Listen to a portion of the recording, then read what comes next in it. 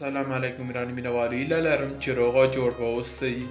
مینوالو، په دغه ویډیو کې ما تاسو سره افغانستان له کرکټ څخه ډېر ښه او خوشحاله کوونکی خبر راوړی دی.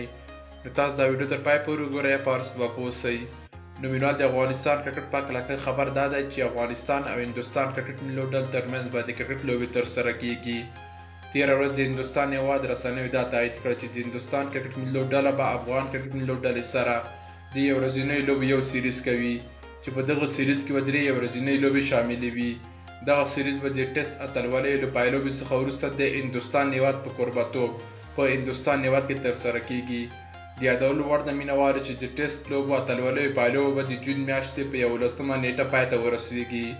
نو د افغانستان او هندوستان کرکټ ملي لوبډلې ترمنځ به دغه د درې ورځنیو لوبو سیریز د جون میاشتې د 11مه نیټې څخه وروسته په هندوستان هېواد کې ترسره کیږي. مینوالو، دغه هغه څه ول چې ما غوښتل تاسو ته په دغې ویډیو کې وړاندې کړمه. هیله لرم چې ویډیو مو خوښ شوي وي. او که ویډیو مو خوښ شوي وي، چې د لایک او چینل مې حتما سبسکرایب کړئ.